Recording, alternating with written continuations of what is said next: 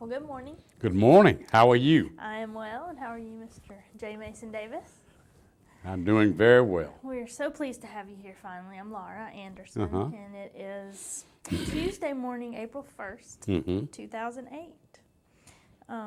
We've wanted to have an interview with you for a while. And Thank you. So here we are, and I do have to tell you, in case you don't know already, about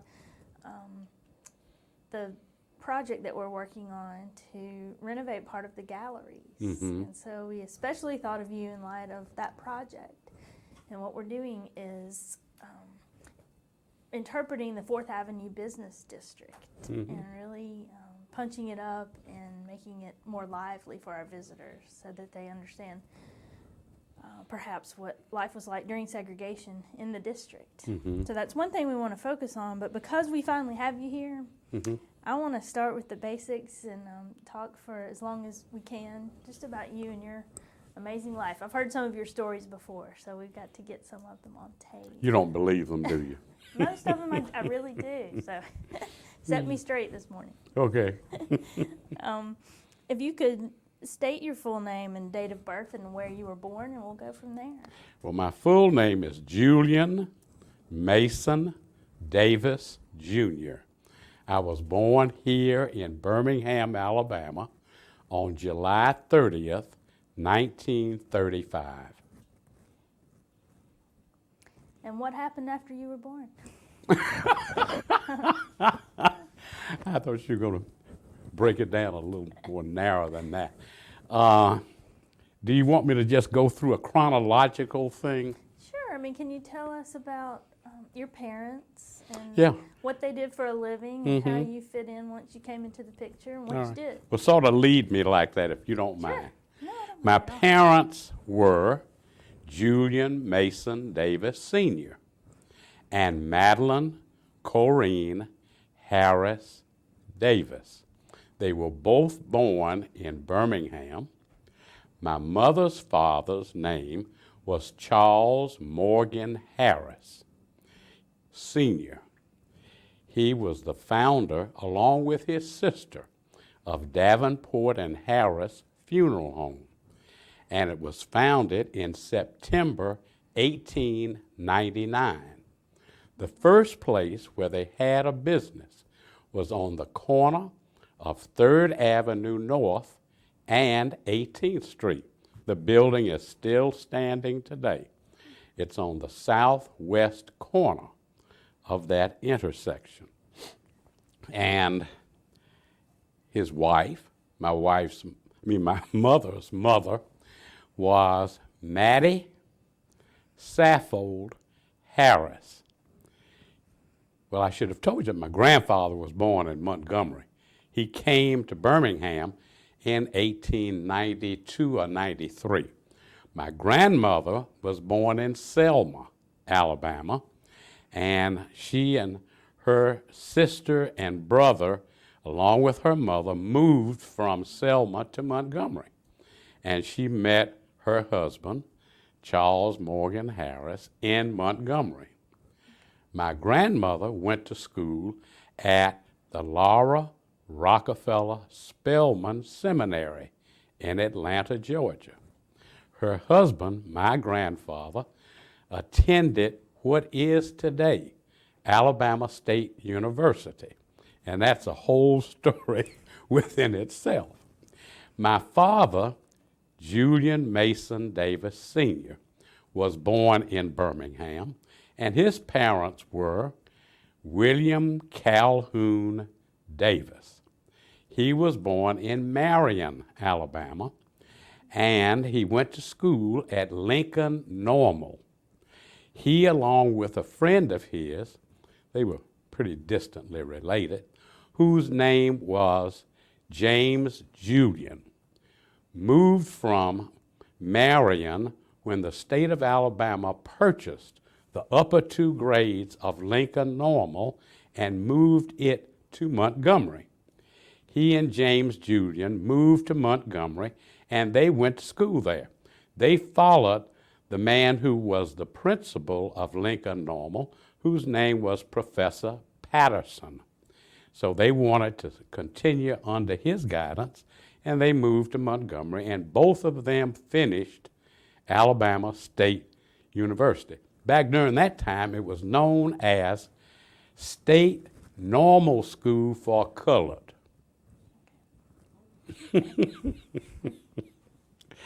And later, my grandfather, Davis, moved his wife, whose name was Mattie Jackson Davis. She had also gone to school at State Normal School for Colored. She came from across the Alabama River from Montgomery in Elmore County. But she went to school in Montgomery, and she married my grandfather, Will Calhoun Davis.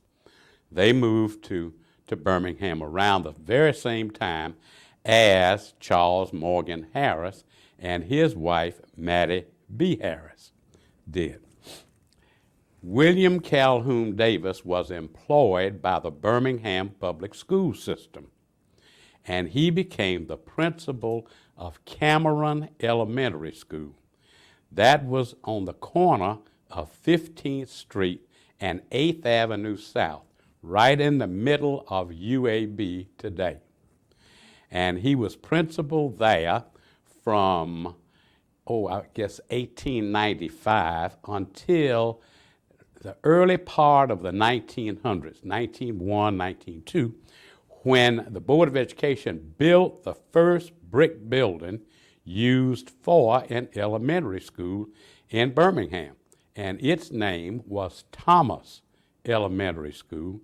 That building is still standing today and is used as the Jimmy Hale Mission. It's at the foot of the 35th Street Viaduct. And he taught there, well, he was the principal there from 1905 until he died in 1935. His wife began teaching in the public school system, but they had a son whose name was Jackson Calhoun Davis, who was born in 1898. And my grandfather wanted his wife to stay home and take care of their children, so she stayed home and took care of Jack and 4 other children that she had. And I tell you that my father followed his father as principal of Thomas Elementary. Oh, okay. My father had been teaching at Parker High School. It was then called Industrial High, and the principal of it was Professor A.H. Parker.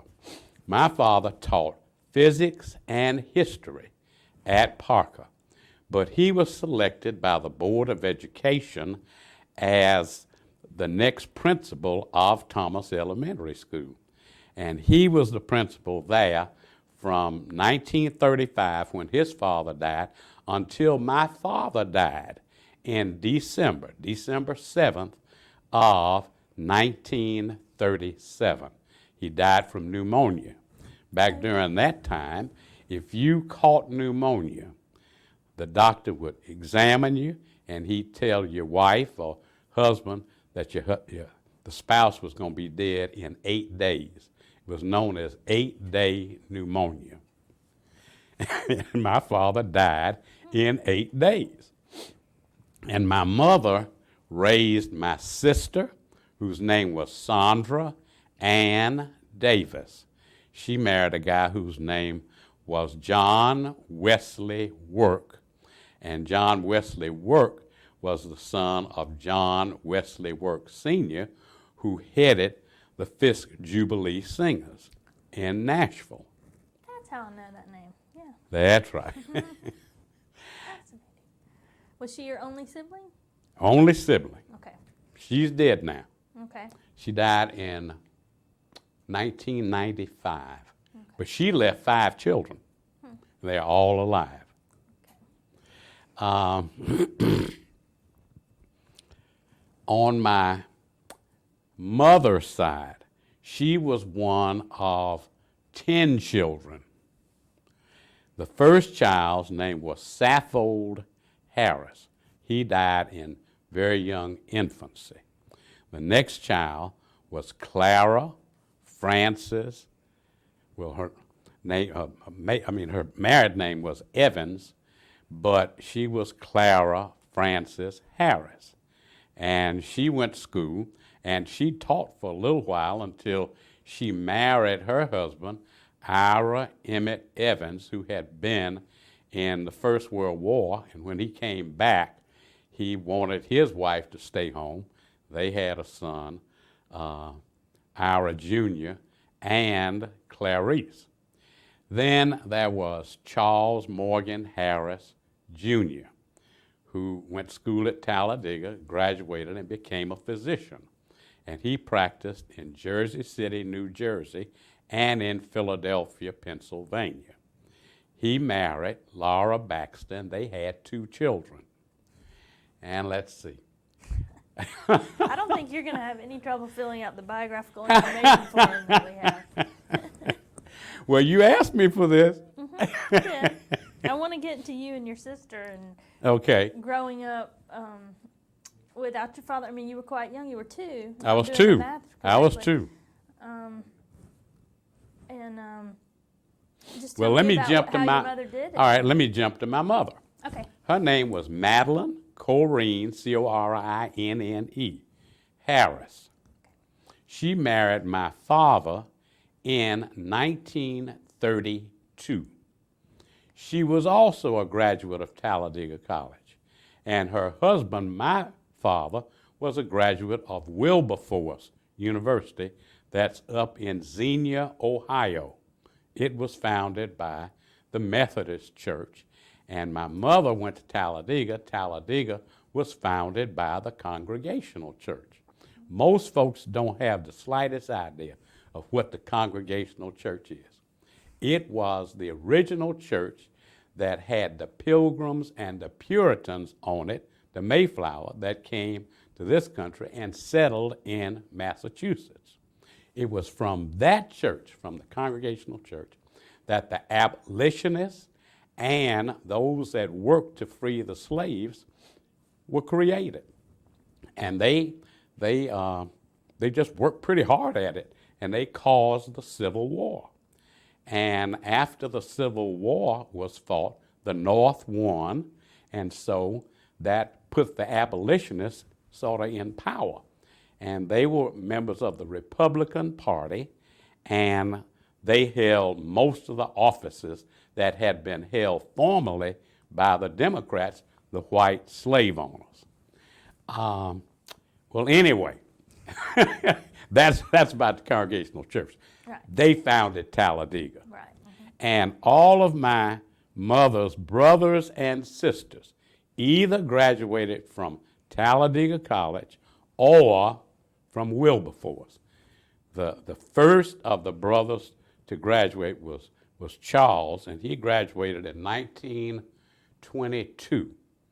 And my mother was right in the middle of that pack. She graduated in 1930. And the youngest child was Sadie. She went to school at Tennessee State. And she graduated from there in 1940 or 39, one of those years. Anyway. Well, how did your parents meet? They met here in Birmingham. Okay. See, you only had a few black folks in Birmingham. Most of them were steel workers and coal miners. Those that were not steel workers or coal miners were lawyers, physicians, barbers, carpenters, and folks that did that kind of work. And the Harrises and the Davises had known each other in Montgomery. So they matched them up and they got married. Okay. My mother was 2 years younger than my father. My father was born in April. Well, my mother was born in April too. My mother was born April 4th of 1907. Her husband, my father, was born in April of 1905. Okay. And he graduated from Wilberforce in 1927. She graduated from Talladega in 1930. Okay. All right. My mother raised my sister and me. She had help. She had her mother, and she had one of her sisters. And my mother worked as the corporate secretary for Davenport and Harris Funeral Home, and my grandfather began an insurance company out of Davenport and Harris, and that insurance company's name was Protective Industrial Insurance Company. It was founded in 1923.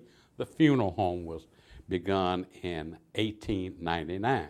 The funeral home is still in existence today, still owned by our family, and it is now 109 years old. Protective Industrial operated from 1923 until it was purchased by Booker T. Washington Insurance Company in 2005, 2-3 years before I'm sitting here. Before they were purchased by Booker T. Washington, they had purchased Universal Life Insurance Company from Memphis, Tennessee, Rhodes Life Insurance Company from New Orleans, all of the Alabama business of North Carolina Mutual. And so when Booker T. Washington came in, they took all of that business after they paid us off, and we stopped operating the business. Okay. Let me see what else. My mother was the corporate secretary of both of those companies. And she was corporate secretary from the time she came out of college in 1930 until, well, about 2 years before she died. My mother died in 1977. And we lived with her mother. Her mother was living in what we call the big house that was up on Enon Ridge. And that house had become fairly empty because her husband, my grandfather, Charles M. Harris, died in 1938. So she moved us in the big house with her. And then about a year later, she moved another one of her daughters, the third oldest child, whose name was Bernice Sterling. She moved them into the house. Bernice was the treasurer of the companies, and her husband, William E. Sterling, operated Davenport and Harris Funeral Home from the late 1920s until he died in 1971. Long time. So as a little guy, you must have been around the funeral home a lot. I was. Can you tell us about that? Describe what it was like. And Yeah, well, when I was around there, the funeral home was in the middle of the block on 7th Avenue North between 11th and 12th Street. Directly across the street from there, across 7th Avenue, was Poole Funeral Home. And so we were direct competitors. They had a big garage in the back, and that's where the hearses and the cars stayed. If you've been to a funeral around here, you know the big cars are the big focal point of a funeral because all the family goes out there, and the other parts of the extended family get in these cars. And there was a guy who used to take care of the cars. His name was McDuffie Watts, and I loved McDuffie. Everybody in the family called him Mr. Mac. He had been working at the funeral home since the late 1920s, and he worked there until he died. And he died, I guess about 3 or 4 years after my uncle died. He died about 1974, 75. And there was another guy who was an embalmer. His name was James Farmer, came from Carrollton, Georgia. And he operated as the embalmer from the time he came out of embalming school in the late 1930s. He worked at Davenport and Harris until he died, and he died in the late 1960s. Well, I'm Go ahead. interrupting your thoughts, but I want to leap ahead to what it was like as a little boy for you to be around just the district, the neighborhood, and All right.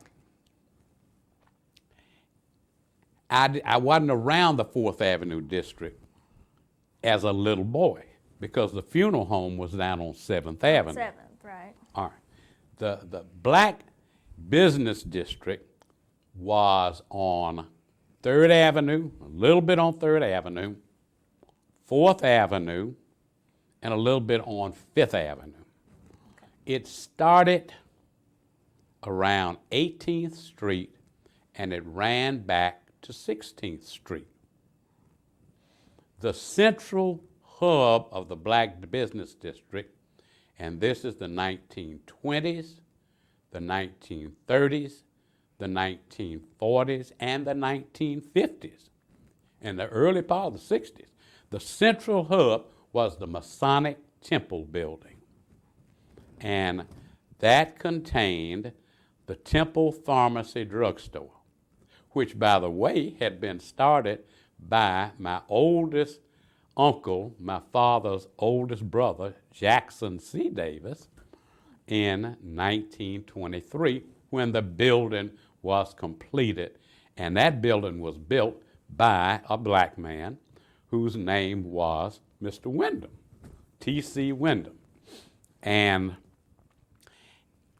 the other building that was in the middle of the Black Business District was the Pythian Temple.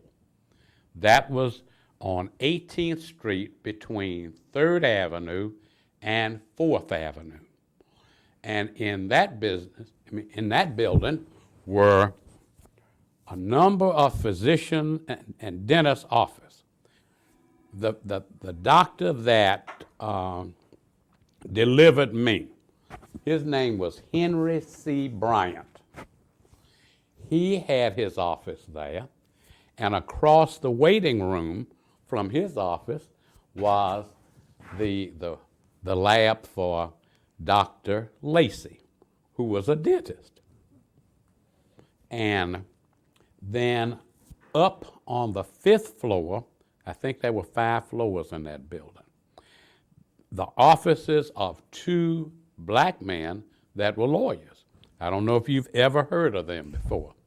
One's name was E.A. Brown. And there was another one whose name was Prince Chambliss. Prince Chambliss's grandson is a judge today in Birmingham down at the family court. His father, Prince, was, now let's see, this one, Prince, that is the son of old man Prince, practices in Memphis. I'm sorry. His younger brother is a judge here in Birmingham in the family court. Okay. Then there was Mr. Brown, Mr. E.A. Brown, who practiced here from about 1900. Mr. Brown, Mr. Chambliss got their licenses around the same time, maybe 1900, 1901. But Mr. Brown had one son, Eddie Brown, who did not practice law. He became the assistant principal at Parker High School. Well, Parker and Brown were friends, right? A.H. They lived next door to each other. Right. That's how I know the name. The same. Mr. Wyndham constructed both of the houses. That's what I've heard. They That's looked right. exactly alike. Next door to each other. That's right. Well, how did you decide not to enter the mortuary business? Well, What was it like growing up around there? all right. My mother had another brother whose name was Walter Wellington Harris. He had graduated from Wilberforce in about 1924, 25. And he came back home and he worked in the insurance company. Then he went back to Ohio and he graduated from Ohio State University in 1934. He was one of the first blacks to ever graduate from Ohio State. And I think my Aunt Billy has a cane. They gave each graduate a cane, and they had a gold band around it. And his name, W.W. Harris, class of 1934, was on there. Well, he died. He died in 1944. He had been practicing in Cincinnati. He would catch the L&N train on Friday evening, come to Birmingham. The L&N got in here at 8 o'clock in the morning. He'd get off the train and go to the insurance company and work. And then on Sunday, he'd go to the funeral home and work. And then at night, the train went back north, so he called it at 7:30. He got back to Cincinnati at 8 o'clock in the morning. He went back to his office. And you looked up to him. Sure I did. Did you hang around with him when he went from one business to another, or what did you do? Well, I was maybe 12, 13, let's see. I was born in 35. I was about 9 or 10 years old when he was doing that. And I just looked up at him. My grandmother used to have a big Sunday dinner. And when Walter came home, it was an even bigger occasion because he would come home once a month. And I would sit there in awe, just looking at him. And so I decided that I would practice law. And my mother encouraged it because my cousin Bill Sterling was working for the insurance company. My other cousin, Ira Evans, was working for the insurance company. My uncle, Virgil Harris, was working for the insurance company and the funeral home. And so she said, well, we need a lawyer. You go to law school. So I went to school at Talladega in 1952. I graduated in 1956. And then I applied to go to law school. And they accepted me at the State University of New York in Buffalo. And happily, living in Buffalo was my great aunt's daughter, Mrs. Davenport's daughter. My great aunt was my grandfather's sister. She had 2 children. One's name was Virgil Davenport, who actually, with my grandfather, ran the funeral home until Virgil died around 1920, somewhere in there. And her son, William Hooper Counsell, and his mother, Otis Davenport Jackson, lived together. And my cousin was a worker for the parole and probation department in the city of Buffalo. And another aside, his father, whose name was William Hooper Counsell, was a physician and had his office in the Pythian Temple building where Dr. Bryant and Dr. Lacey were. And his father was, what was his name? William Hooper Counsell. He founded Alabama A&M University. Okay. So many interesting people we could talk about. Let's jump ahead to when you graduated from law school and you came back to Birmingham. All right. Well, when I was in law school, the state of Alabama paid a great portion of my costs there because there was something known as out-of-state aid. That's what everybody that went to graduate school called it. And the state of Alabama, in order to get around the segregation laws,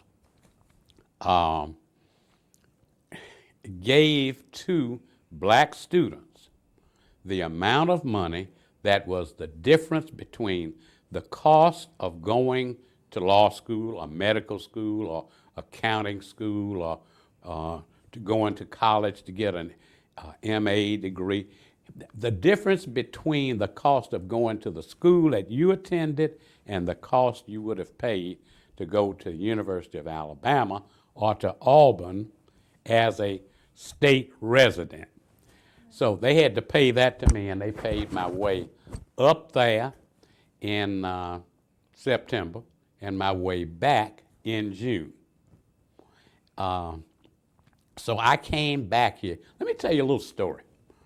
In 1958, I had moved from my second year to my third year in law school. There are only 3 years in law school.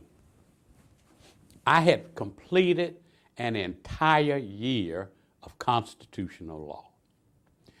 My mother told me, go down and register to vote. I went down, and I was the only person in this office with 3 members of the Board of Registrars. There was a lady who administered a literacy test. Have you ever heard of a literacy test? All right. She administered the literacy test to me. She asked me to explain the 14th Amendment to the Constitution. Now, that was as dumb as she could ever have wanted to ask me a question, because I had just finished an entire year of constitutional law. And so I started explaining the 14th Amendment. And after I talked about 15, 20 minutes, she said, wait a minute. She says, how do you know all of this? And so I said, ma'am, if you will look at my application, you'll see that I just finished the second year in law school, and I'm going to my third year. That lady looked at me. She threw her hands up. She came down on the desk. She said, oh, hell, just let this nigger vote. Y'all can cut that out if you want to. No, it's a good story. Oh. Well, I finished law school the next year. Okay. And I came back, and I took the bar exam, and let's see, there were, Mr. Shores was practicing law, Arthur Shores. He had passed the bar in 1937. Then there was Philander Butler, Philander Butler was a lawyer for Booker T. Washington Insurance Company. And there was David Hood, who practiced law in Bessemer. There was Peter Hall, and there was Orzel Billingsley. And I went in and I opened my office with the 2 of them in 1960. Richmond Pearson had just gotten his license to practice. Demetrius Newton had gotten his license to practice. I think Demetrius got his in 1954. And then Pearson got his in 57.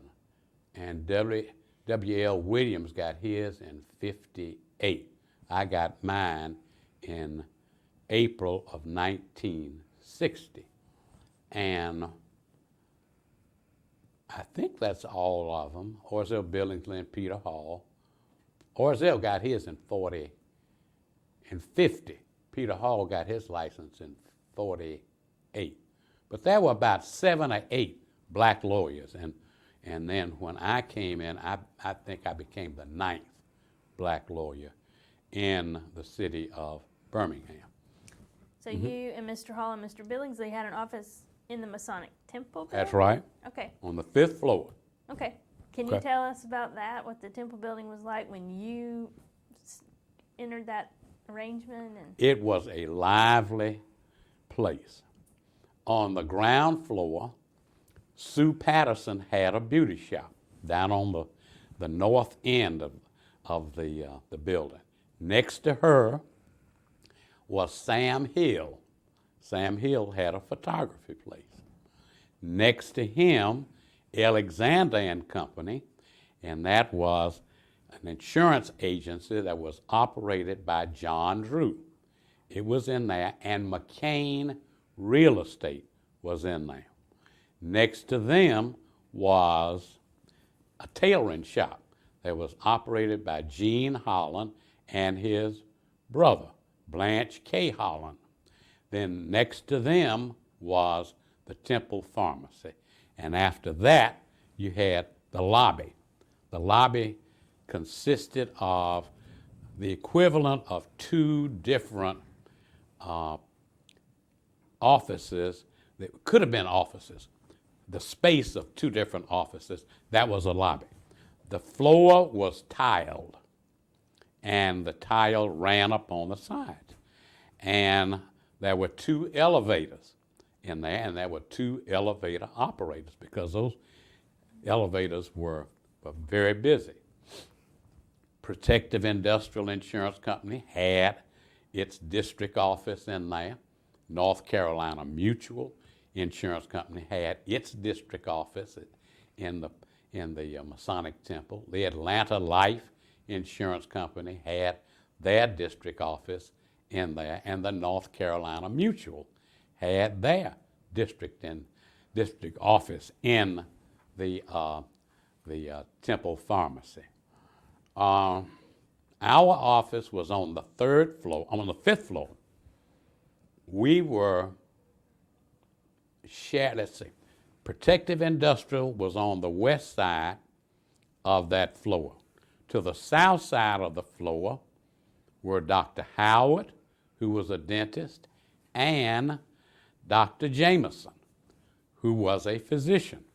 And before Dr. Jameson, his father-in-law, Dr. Samuel F. Harris, was practicing in there. And then next door to our office was T.L. Crowell, Crowell. He was an accountant. And then down at the end of the hall, there was another insurance company, and it was operated by the Pilgrim Health and Life Insurance Company. So you can see that the fifth floor was a very, very active place.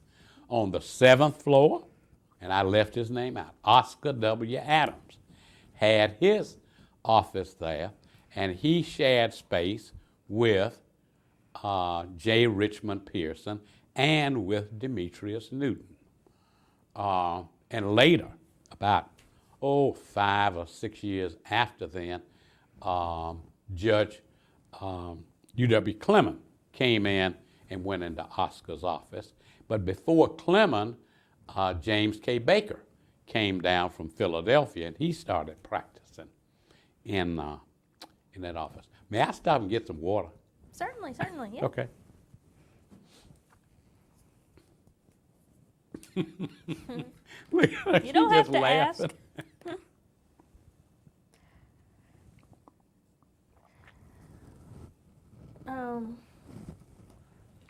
Well, where did y'all go when you wanted to get some water or something to eat? You wanted to have a meal and. Next door to the Temple Pharmacy, the Masonic Temple building, was the Apex Cab Company, and that was operated by the Jackson brothers. Next door, and also a guy whose name was John Dark, D-A-R-K. Next door to them was the Fraternal Cafe, and that was operated by Ms. Alma Davis's mother, no relation to us, but they had a restaurant that had very, very good homemade cooking. Like what? Turnip greens, collard greens, squash, okra, macaroni and cheese, cornbread, pork chops, sweet potatoes, mashed potatoes, ham. All those things were on the menu. So you could go in there and eat lunch or dinner. And we usually went in there and ate lunch. I would eat dinner after I got home.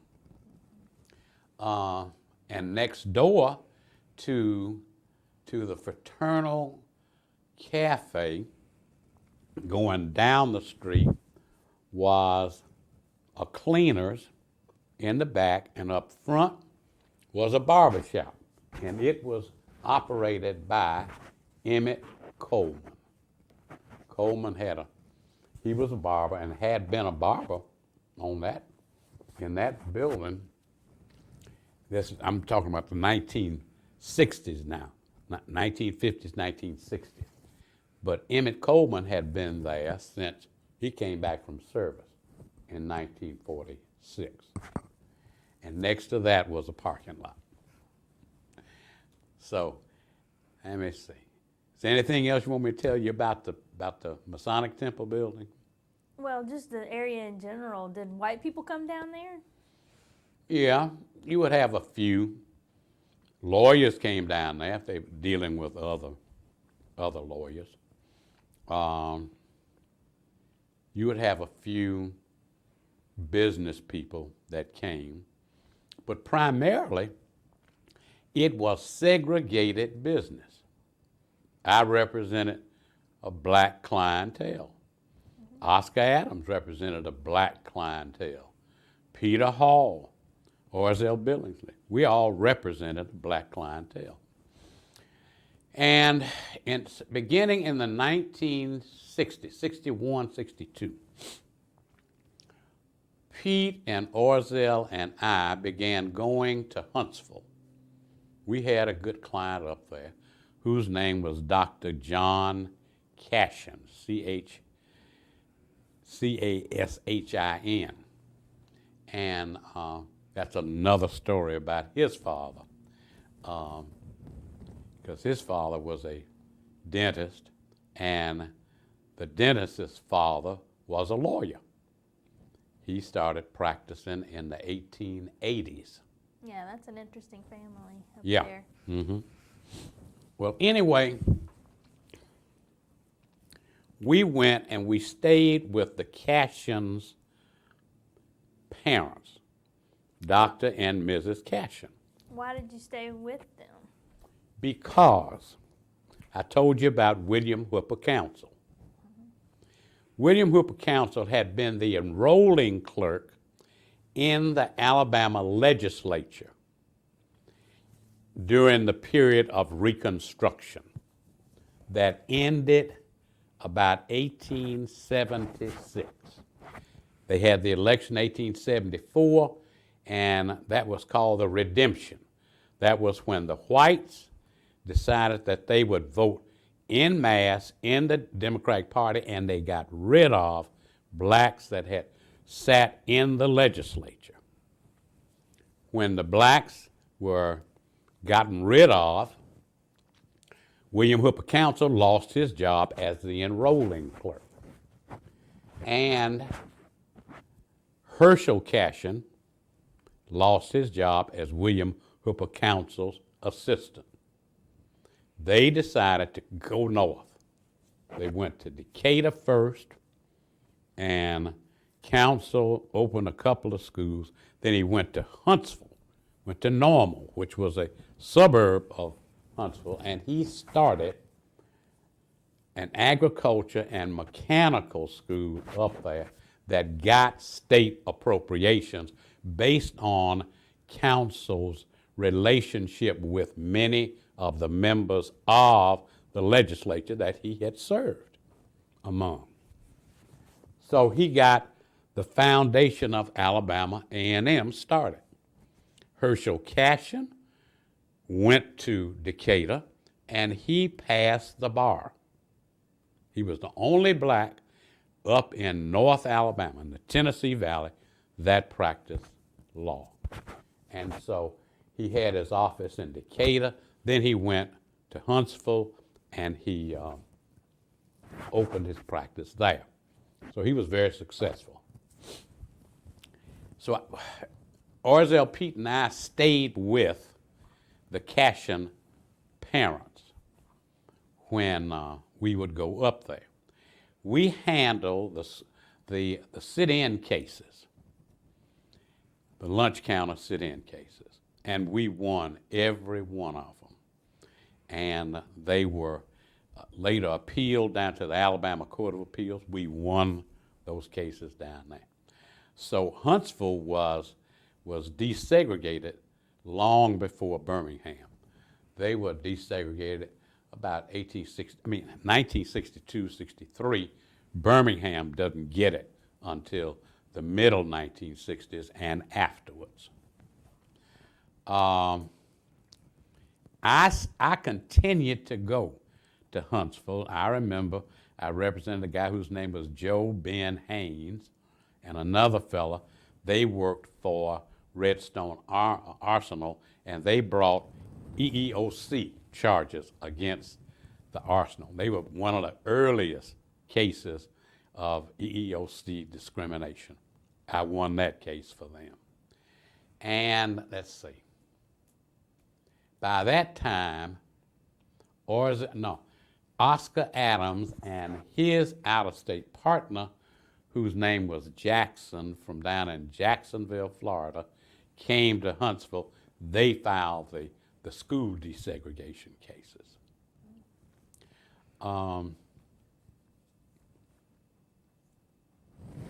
Let's see. Okay. Well, did you find yourself specializing in a certain kind of case? I would imagine that when you all were in the Temple building, maybe you were handling general. We handled general business. And I was more on the corporate side because I represented my family in the Protective Industrial Insurance Company business, Davenport and Harris, and I represented North Carolina Mutual and Atlanta Life and Pilgrim and all of the out-of-state companies. They were my clients because they looked at me and I had represented our company, so they just naturally gave me their business.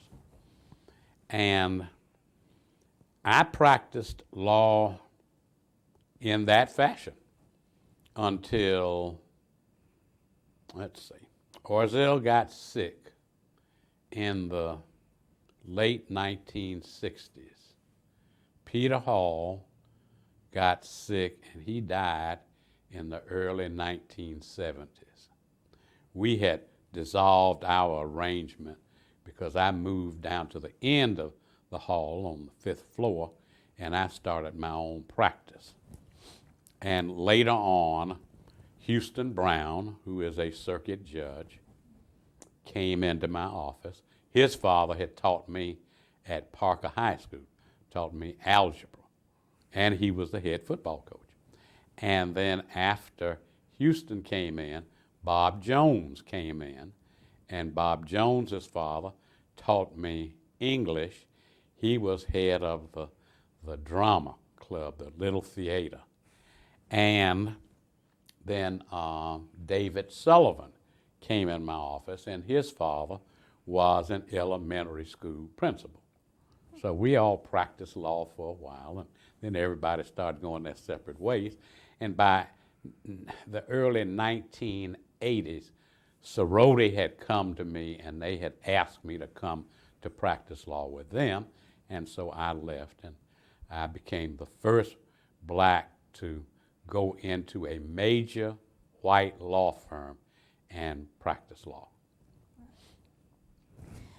Well, I'm trying to think in the little bit of time we have left, rather than talk too much about the good old voter registration stories that I've heard you tell before that I think would take more time than we have. Yeah. Could we go back to your youth in high school? You were mentioning all the things you were involved in at Parker, and maybe that would help us with our dual purpose here, understanding life. What I probably in a need to segregated do, Birmingham. I need to come back here Yeah, we want to do that. and tell you about the life of the businesses up and down 4th Avenue. Because on 4th Avenue, you had cleaners and you had barbers, and you had beauticians, and there was a drugstore down at the end of the corner that was known as Brock's Drugstore, but that was owned by a white person, but operated by blacks. Also down in that area was Copeland's Corner. It was on the corner of 18th Street and 4th Avenue. That was owned by Jewish people, but it was operated, for the most part, by black employees. Across the street was Berman's Store number 3. And every boy that grew up in Birmingham knew about that store because that's where we had to go and purchase our khaki pants. At Parker High School, you wore khaki pants from the 9th grade until you got to be a senior in high school, and the year was divided up. You had a junior class and you had a senior class. And when you got to be a senior, you could wear black pants. So everybody had to go to Berman's Store number 3 to purchase that. There was also the famous theater that was owned by whites but operated by blacks. And across, right down from there, was the Champion Theater, and hardly any of us went in there because wasn't well kept. I've never heard of that one. The Champion went back as far as the 19 teens, and it stayed there until, I guess, the early 1960s. And then across the street from the famous was the Frolic. And it stayed in business until the early 1960s when the famous went out of business. And let's see, there was a large building in the middle of the block that served food just as the Fraternal Cafe did, but it also served beer and wine and alcoholic drinks. It was owned by a black man. His name was Robert L. Williams. Everybody called him Bob Williams. And when the Birmingham Black Barons were playing baseball in the summer and spring, all of the teams that came to play them that were members of the Negro American Baseball League would come to Bob Williams' place. And it was known as the Little Savoy. It was named after the Savoy Cafe in New York. Bob started that business in the early 1930s, and he operated it until right at 1970. As desegregation came, blacks were allowed to go into businesses that had formerly been denied to them, restaurants. Then the black restaurants down on 4th Avenue died. And the barbers kept their clientele. The beauticians kept their clientele. But the clothing stores, they went. And there were clothing stores on 4th Avenue? Yeah. There was one on the corner of the northwest corner of 18th Street and 4th Avenue. There was a clothing store there, but it just went. The doctors and the dentists and the lawyers continued to operate because they had sufficient business coming in.